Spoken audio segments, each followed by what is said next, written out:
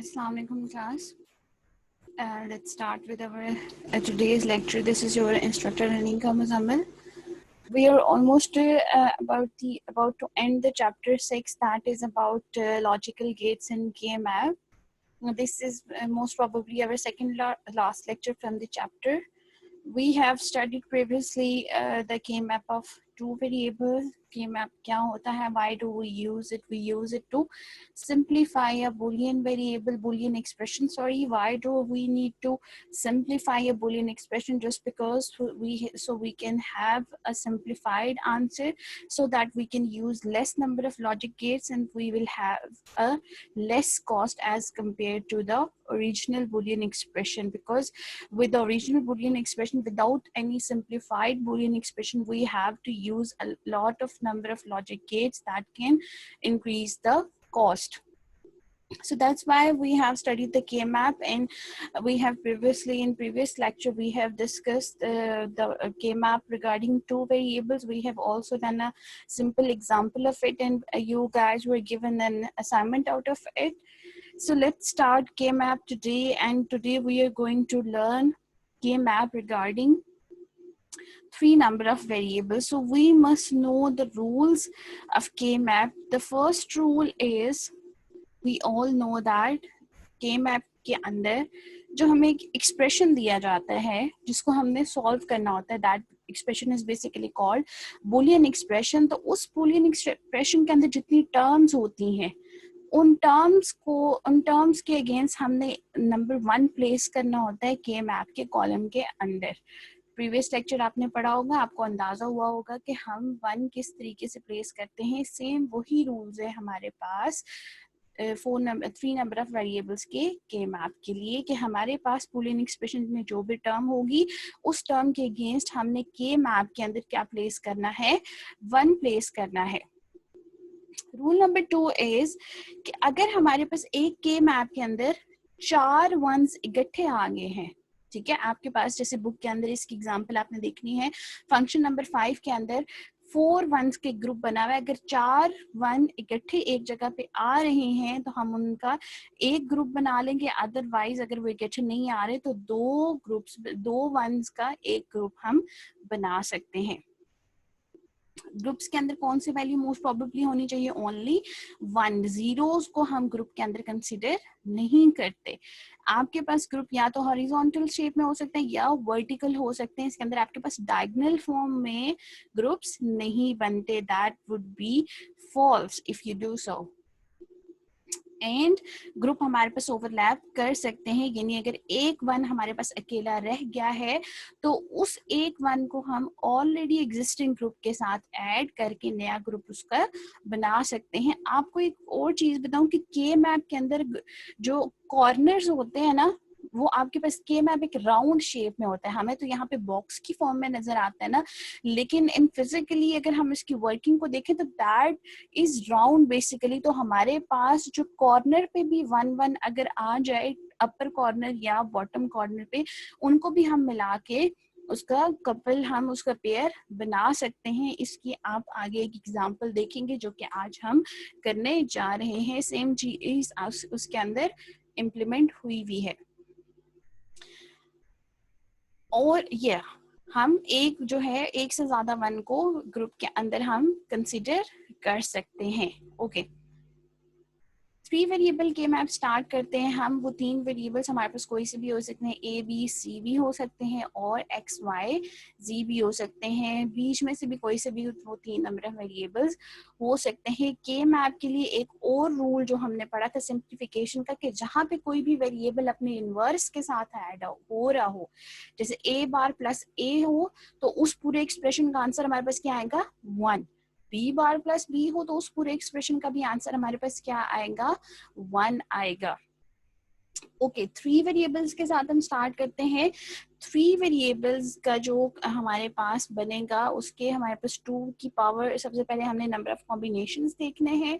तो 3 वेरिएबल्स के अकॉर्डिंग कितने नंबर ऑफ कॉम्बिनेशंस बनेंगे? 2 की power 3, that is equals to 8. तो हमारे पास 8 नंबर ऑफ कॉम्बिनेशंस बनेंगे. तो हम एक कॉलम बना लेंगे जिसके अंदर हमने टेबल बना लेंगे जिसके अंदर हमने 4 कॉलम्स बनाने हैं और 2 रोज बनानी है. So this is how we will get 8 number of possible values. हमने क्या किया, 2 रोज बनाई एक टेबल के अंदर और हमने उसके अंदर 4 कॉलम बनाए. अब हमने देखना है कि हम इसके साथ जो है वो वैल्यूज हम किस तरीके से प्लेस करेंगे. तो सिमिलरली जैसे हमने 2 वेरिएबल्स के अंदर देखा था कि हमारे पास जो लेफ्ट साइड पे a बार और a आएगा, उसके अंदर टॉप पे क्या आना था, b बार और b. लेकिन यहाँ पे अब नंबर ऑफ वेरिएबल्स 3 हो गए हैं, तो इस वजह से हमारे पास सिनेरियो थोड़ा सा उससे चेंज होगा. लेफ्ट साइड पे हमारे पास a वेरिएबल उसी तरीके से आएगा, जो 2 रोज हैं उनको a ही ऑक्युपाई करेगा comparatively with the same pattern that is a bar and a. अब अगला स्टेप आपने गौर से देखना है, यहाँ पे हमारे पास जो a और a बार आ गया. अब ये जो फर्स्ट 2 कॉलम्स है और लास्ट 2 कॉलम्स है, इनका जो टॉप ऑर्डर है वहां पे फर्स्ट 2 कॉलम्स में b बार आएगा. समझ आ रही है आपको? यहाँ पे आपके पास कॉम्बिनेशन वाइज आएंगे. फर्स्ट 2 कॉलम्स में b बार आएगा, लास्ट 2 कॉलम्स में आपके पास सिंपल b आएगा.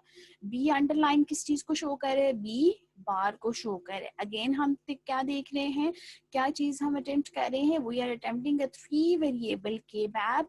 वी नो दैट 2 की power 3 is equal to 8. That means we are going to get 8 different combinations. So we have created a table with 2 number of rows and 4 number of columns. Similarly, we have placed a on the left side with a bar and a, and now we have paired b bar and b. आपके पास top पे first 2 columns में b bar आएगा और last 2 columns में b आएगा. We have placed 2 variables. Now this is the time to place variable number 3, that would be c. c किस तरीके से आएगा, जो सेंटर वाले 2 कॉलम्स हैं वहां पे हमारे पास एक पेयर आएगा और जो लास्ट वाले 2 कॉलम्स में वहां पे एक पेयर आएगा. जैसे कि सेंटर वाले 2 कॉलम्स में हमारे पास जो है वो c आएगा और जो लास्ट वाले 2 कॉलम्स हैं वहां पे c बार आएगा. आप देख रहे हैं यहाँ पे जो क्या पेयर बना है. अब फर्स्ट और लास्ट कॉलम में बॉटम से देख रहे हैं, c को हमने बॉटम में प्लेस करना है, तो फर्स्ट और लास्ट कॉलम में सी बार को प्लेस करेंगे, जबकि सेकंड और थर्ड कॉलम के बॉटम में हम किसको प्लेस करेंगे, सी को प्लेस करेंगे. समझ आई है आपको? This is the representation of 3 variable K map. We have 3 variables A, B and C, and we have plotted them with some rules कि हमारे पास रोज में A बार और A ही आएगा. टॉप ऑर्डर में अगर हम देखें तो फर्स्ट 2 कॉलम्स में B बार आएगा, लास्ट 2 कॉलम्स में हमारे पास B आएगा. सिमिलरली बॉटम अगर ऑर्डर में हम देखें तो फर्स्ट और लास्ट कॉलम में C बार आएगा, फर्स्ट कॉलम में C बार, लास्ट कॉलम में C बार, जबकि जो सेंटर वाले 2 कॉलम्स हैं वहां पे हमारे पास क्या आएगा, C आएगा. अब जैसे हमने 2 वेरिएबल के मैप के अंदर वेरिएबल्स को प्लॉट करने के बाद उनको मल्टीप्लाई करके हम लिखते गए थे, सिमिलरली हम यहाँ पे इनको भी मल्टीप्लाई करके लिखेंगे. तो फर्स्ट कॉलम की बारी है कि फर्स्ट कॉलम में हम रो से देखें तो ए पहली वैल्यू A बार आएगी, टॉप कॉलम से देखें तो B बार, और C से देखें तो हमारे पास C की कौन सी वैल्यू आएगी, C बार. तो हमने क्या लिखा है, A bar, B bar, C bar. Next column में मूव किया तो यहाँ से क्या आएगा, A बार ही आएगा, टॉप से क्या आएगा, B बार आएगा, और बॉटम से क्या आएगा, C. तो हमारे पास नेक्स्ट कॉम्बिनेशन क्या बना, A bar, B bar and C. Moving to the next combination. Next combination आप खुद गेस करें, ट्राई टू गेस देम. या that would be A bar, top order से हमारे पास क्या आएगा, B, एंड बॉटम कॉलम से हमारे पास क्या आएगा, C. Good, that is A bar, B and C. Similarly the last column will be A bar, top से कौन सा कॉलम आएगा, B, और बॉटम से कौन सा कॉलम आएगा, C bar. We are done with the first row. Let's move to the second row. Second row में फर्स्ट हमारे पास जो कॉलम है, फर्स्ट जो रो है वो A से स्टार्ट हो रही है, दैट मीन्स इस पूरी रो में हमारे पास A ही आएगा.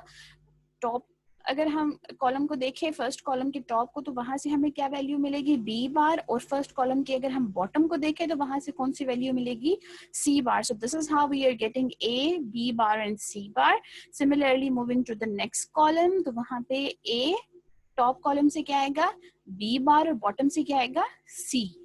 सिमिलरली नेक्स्ट कॉलम में देखें तो हमारे पास नेक्स्ट सेल में सॉरी दैट वुड बी ए, और थर्ड कॉलम के टॉप से क्या वैल्यू मिलेगी बी, और बॉटम से क्या वैल्यू मिलेगी सी। सिमिलरली लास्ट कॉलम में हमारे पास क्या आएगा, रो से हम ए ही लेंगे, तो फोर्थ कॉलम के टॉप पे क्या वैल्यू मिलेगी बी, और फोर्थ कॉलम के बॉटम से क्या वैल्यू मिलेगी, that would be C bar. So this is how we are getting the terms in the block. अब हमने जो फर्स्ट रूल पढ़ा था कि जहां पे हमारे पास बुलियन एक्सप्रेशन की कोई टर्म आएगी, वहां पे वो टर्म जिस कॉलम के अंदर लाई कर रही होगी, हम उस कॉलम के अंदर क्या लिख देंगे, वन प्लेस कर देंगे। यहाँ पे हम वही चीज करेंगे कि जो टर्म इसमें से हमारे पास बुलियन एक्सप्रेशन के अंदर मौजूद होगी, उस एक्सप्रेशन की जगह हम क्या चीज प्लेस करेंगे, वन प्लेस करेंगे, और उन वंस को बाद में हम पेयर अप करके उस एक्सप्रेशन को हम सॉल्व करेंगे। आई होप आप लोगों को यहाँ तक ये चीज समझ आ गई होगी। Let's move to an example आप लोग करेंगे तो आपको दोबारा से हम उसके साथ ये टेबल ड्रॉ करेंगे, तो आपको मजीद ये चीज क्लियर हो जाएगी इंशाल्लाह। ओके, यहाँ पे मैंने साइड पे इसका स्क्रीनशॉट भी ऐड किया हुआ है ताकि हमें पता चले कि हमारे पास 4 नंबर ऑफ वेरिएबल्स किस तरीके से उसका जो सीक्वेंस है कि हमारे पास कौन सा वेरिएबल किस जगह पे आता है। ठीक है, तो हमारे पास एक एक्सप्रेशन है that is function number 2 from your book, that the first term of this Boolean expression is a bar bc, next is a bar bc bar, a b bar c, and a b bar and c. I have divided these terms with different colors so that I can plot these terms with the responding color in the table. आपके table में मैं इन्हीं colours से ये वाला expression जिस column के अंदर आता है, मैं उस कॉलम में इसी कलर से वन को प्लॉट करूंगी ताकि आप लोगों को समझ आए कि हमने कौन से वाले कॉलम की कौन से वाले टर्म के अंदर जो है वो किस हिसाब से प्लॉटिंग की है। So let's draw a table first of all, a K-map. First of all, we will create a rectangular box. We will divide it into 4 columns and 2 rows. We will plot A bar and A on the left side. On the top order, we will pair B bar and B. B bar, B bar. The next would be B and B. Similarly, bottom में जो centre वाले 2 columns हैं और जो last वाले 2 columns हैं उनको pair करेंगे। लास्ट वाले 2 कॉलम्स में C बार आएगा और सेंटर वाले 2 कॉलम्स में क्या आएगा, C. We are done with the plotting of variables on the sides. So now we are going to plot the terms in the corresponding cell. तो सबसे पहले हमारे पास कौन सी टर्म आ रही है, कर्सर को आप देखें, A bar, B and C. A bar that would be obviously in first row. A bar के बाद दूसरी कौन सी आ रही है, B, तो लास्ट वाले 2 कॉलम्स में किस में होगा, और C. तो A bar, B और C आपके पास ये वाला कॉलम बनता है। यहाँ से देख रहे ऊपर B है, नीचे C है, और यहीं से अगर हम इधर जाएं तो A बार है। तो यहाँ पे ये हमारे पास एक्सप्रेशन आ रहा है, तो हम क्या करेंगे, यहाँ पर 1 को प्लॉट कर देंगे। फर्स्ट हमारे पास जो है वो प्लॉटिंग होगी है 1 की। Okay, moving to the next expression that is A bar, B and C bar. अब ये कौन सी रो में आएगा हमारे पास, ऑब्वियसली A बार से स्टार्ट हो रहा है तो that would be obviously row number 1। B आ रहा है नेक्स्ट एक्सप्रेशन, नेक्स्ट वेरिएबल, तो लास्ट 2 कॉलम्स होंगे, और C बार आ रहा है तो that is your 4th column. A, B and C bar, this is your 4th column। ये आपके पास इस सेल के अंदर ये वैल्यू आएगी, तो हम यहाँ पे क्या कर दिया, हमने यहाँ पर 1 को प्लॉट कर दिया। आप कलर्स की समझ आ रही है कि यहाँ पे हमारे पास रेड वाला एक्सप्रेशन आ रहा है, यहाँ पे हमारे पास मस्टर्ड वाला एक्सप्रेशन आ रहा है। Moving to the next value that is A, B bar and C. A से start हो रहा है, that means obviously वो second row में होगा। B bar है तो first 2 columns में से कोई होगा, और C bar है तो that obviously means कि वो first column में ही होगा। तो आपके पास second row का first column is your third term of that expression। तो हमारे पास यहाँ पे हम green color से इसको बना देंगे, that is your A, B bar and C. Similarly, we will plate the 4th term of the same expression, that is A, B bar and C. A है तो third, तो second row आपके पास आएगी, B bar है तो second column, और C है तो obviously that is your second column। तो हमारे पास यहाँ पर ये plotting आ गई। हमारे पास एक एक्सप्रेशन के अंदर 4 different terms थी, हमने उन चारों टर्म्स को वन बाय वन प्लॉट कर दिया है। अब हमने क्या करने हैं, इनके पेयर्स बनाने हैं। तो हमारे पास सामने क्लियर नजर आ रहा है, ऊपर वाले दो वंस का अलग से पेयर बन जाएगा, नीचे वाले दो का अलग से पेयर बन जाएगा। अगर हमारे पास दो पेयर्स यहाँ से बन गए हैं, कोई वन पीछे बाकी नहीं बच रहा, तो हम मजीद उनके आपस में पेयर्स नहीं बनाएंगे। साफ सुथरे हमारे पास दो पेयर्स बने, हम उन्हीं दो पेयर्स को लेकर चलेंगे। कलर्स के साथ मैंने इनको डिवाइड कर दिया है, तो हम पहले पर्पल कलर वाला एक्सप्रेशन लिख लेंगे, उसके बाद हम ये मरून कलर का एक्सप्रेशन जो है लिखेंगे। तो पर्पल कलर का एक्सप्रेशन क्या बनता है, ए बी बार सी बार, या ये A B bar C bar plus second pair क्या बनता है, ए बी बार और सी। ये हमारे पास आ गया पहला पेयर, प्लस दूसरा जो पेयर हमारे पास बना वो कौन सा है, ए बार बी और सी, हमने लिख दिया ए बार बी और C, plus A bar B and C bar. Similarly हमने इस पेयर को भी यहाँ पे अलग से लिख दिया है। आपने इसको पेयर वाइज लिखना है, तभी आपको चीजें ज्यादा से समझ आएंगी। नेक्स्ट स्टेप में हम क्या करते हैं, हम देखते हैं कि दोनों पेयर्स में से कौन सी चीज जो है वो कॉमन आ रही है। जब दो नंबर ऑफ वेरिएबल्स है तो एक वेरिएबल कॉमन आ रहा था, अब 3 नंबर ऑफ वेरिएबल्स हैं तो दो वेरिएबल्स हमारे पास एटलीस्ट इसमें से कॉमन आएंगे। तो पर्पल पेयर में से हमें कौन से दो वेरिएबल्स कॉमन नजर आ रहे हैं, एक तो ए कॉमन नजर आ रहा है, दूसरा बी बार कॉमन नजर आ रहा है। तो पर्पल पेयर में से हम ए बी बार को कॉमन ले लेंगे, जबकि जो नेक्स्ट वाला पेयर है मैरून कलर का, उसमें कौन से दो वेरिएबल्स कॉमन है, ए बार एंड बी। तो हमने क्या किया, नेक्स्ट स्टेप में फर्स्ट पेयर में से ए बी बार को कॉमन लिया, अंदर हमारे पास क्या बचा, सी बार प्लस सी। सिमिलरली अगले पेयर के अंदर से हमने ए बार और बी को कॉमन लिया, तो हमारे पास क्या आंसर आया, दैट इज अंदर हमारे पास क्या बचा, सी एंड सी बार। अब जो ब्रैकेट के अंदर चीज आपके पास लिखी हुई है, सी अपने ही इनवर्स के साथ ऐड हो रहा है। तो हमने पिछली जो क्लास थी के मैप की, उसके अंदर क्या पढ़ा था, अगर कोई भी वेरिएबल अपने इनवर्स के साथ ऐड हो, that means that results in 1, so we will simply place the C bar plus C with 1। तो हमारे पास इस तरीके से जो इक्वेशन है उसकी फॉर्म बनेगी।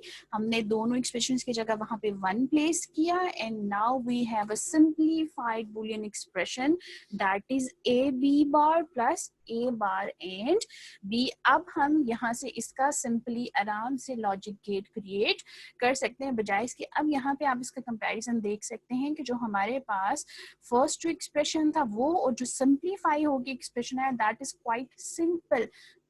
यहाँ पे हमें नंबर ऑफ गेट्स भी कम लगाने पड़ रहे हैं और हमें उतनी ज्यादा मेहनत भी नहीं करनी पड़ेगी, और हमारे पास इसका इतना कॉम्प्लेक्स सर्किट भी क्रिएट नहीं होगा। So this is how we create a K map for 3 number of variables. आप लोगों की बेटर अंडरस्टैंडिंग के लिए हम इसकी एक और एग्जांपल कर लेते हैं, ताकि आप लोगों को कॉन्सेप्ट सही से क्लियर हो जाए। ओके, नेक्स्ट हमारे पास जो इक्वेशन है that is your function number 3 from your chapter number 6।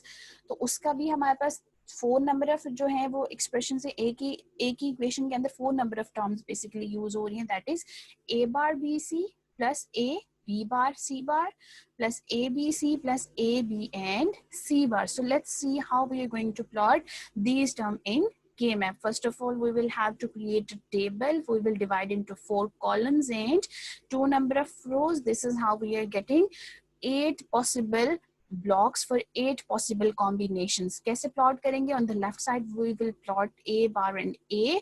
On the first 2 column, talking from the top, first 2 columns में के top के ऊपर क्या आएगा हमारे पास B bar, and last 2 columns from top के ऊपर क्या आएगा B and B.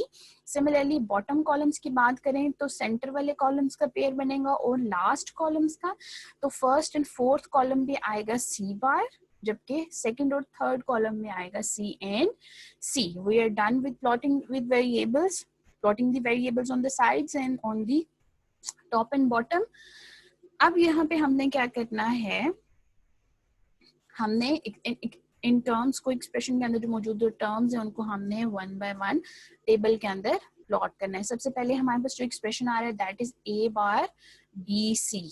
A bar है that would be obviously first row, A bar B C, A bar यहाँ से हमने बी कॉलम लिया और यहाँ से C, that is your third column in row first. तो यहाँ पे हम वन को प्लेस कर देंगे। सिमिलरली नेक्स्ट पे हमारे पास एक्सप्रेशन क्या है, ए बी बार सी। ए है तो हम सेकंड रो में मूव कर जाएंगे, बी है तो हमारे पास यहाँ से थर्ड कॉलम बना, और सी है that is obviously your third column. तो हम यहाँ पे उसको वन को प्लॉट करेंगे। ओ सॉरी, यहाँ पे हमारे पास A B bar C bar था, sorry I just miss interrupted. A B bar and C, तो हम यहाँ से उसको ए बी बार और सी बार वाले कॉलम के अंदर हमने उसको प्लेस किया। उसके बाद नेक्स्ट आ रहा है ए बी सी, तो यहाँ पे हमारे पास कोई बार नहीं है, तो that is obviously your fifth six column आपके पास बनता, सॉरी सेवंथ कॉलम आपके पास बनता है, आपके पास रो टू सेवंथ सेल बनता है, रो टू और कॉलम नंबर 3, वहां पे हमने उसको प्लेस किया।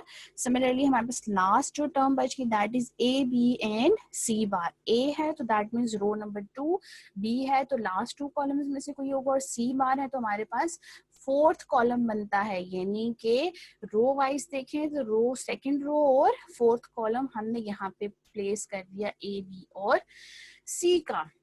अब यहाँ पे हम हमारे पास चारों जो टर्म्स हैं वो हमने प्लेस कर ली कॉलम के अंदर। यहाँ पे अब आप लोगों को चीज थोड़ी सी डिफरेंट लग गई होगी जो हमने पिछला अभी सॉल्व किया, वहां पे गठे गठे वंस थे, यहाँ पे हमारे पास एक तो पेयर आ रहा है 1 and 1 का ऊपर नीचे जो आपके पास रेड और ग्रीन में है।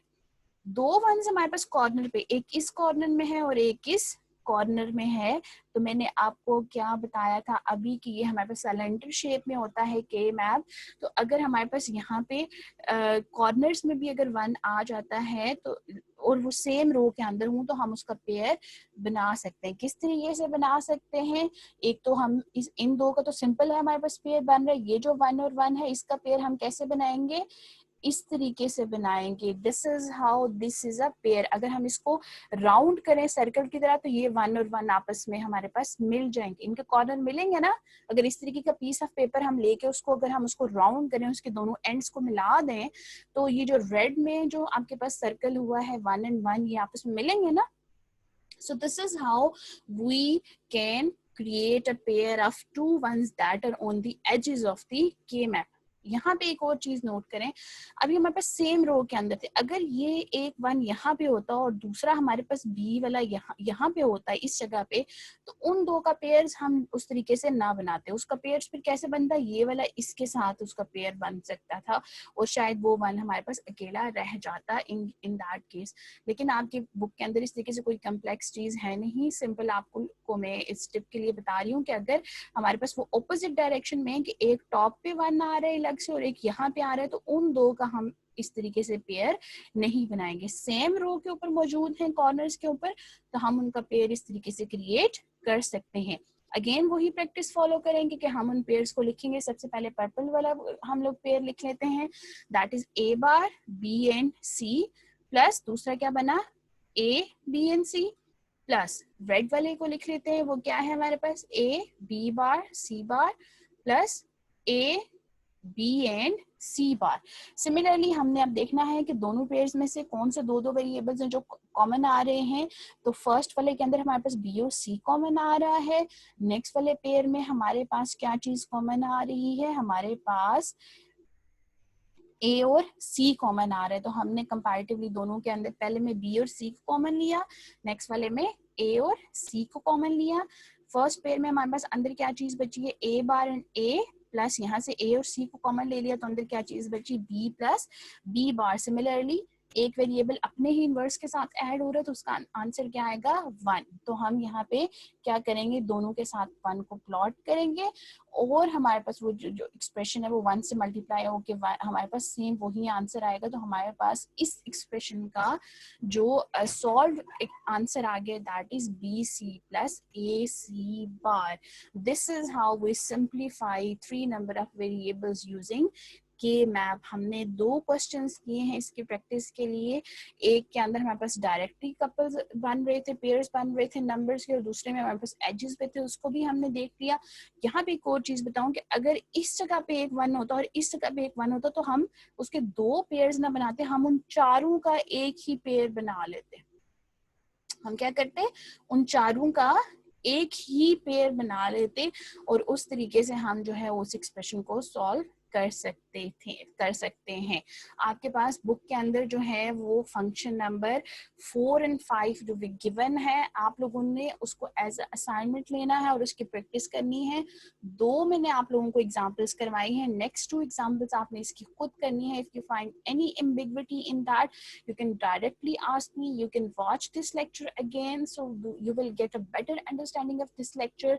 2 variables क्या हमने पढ़ा, फिर हमने 3 variables का पढ़ा. This is the most important topic in this whole book. के मैप से हमेशा आपके पास बोर्ड में क्वेश्चन आता है, लेकिन आपने, आई होप कि आप लोगों को अच्छी तरीके से समझ आ गया होगा। आप इसकी प्रैक्टिस करेंगे तो आपको ज्यादा बेहतर तरीके से ये चीज रिवाइज हो जाएगी। स्लाइड्स दोबारा देखें, ये लेक्चर दोबारा देखें, हर एग्जाम्पल के साथ हम के मैप को दोबारा ड्रॉ कर रहे हैं, दोबारा से वेरिएबल्स देख रहे हैं। तो आई होप आप लोगों को वो चीज 2-3 दफा रिपीट हो रही है लेक्चर के अंदर, तो वो आपको बेहतर तरीके से समझ आएगी। फंक्शन 4 और फंक्शन 5 को आपने सिंप्लीफाई करके इसके सोल्यूशन मुझे आपने भेजने हैं, so I can evaluate your that activity. That's all for today. Inshallah we will end this lecture in the next class. आपने इसकी प्रैक्टिस करनी है and watch this lecture again if you feel like you are not getting the concept, and ask me if you feel like this lecture is not enough for your understanding. That's all for today. Thank you so much and Allah Hafiz.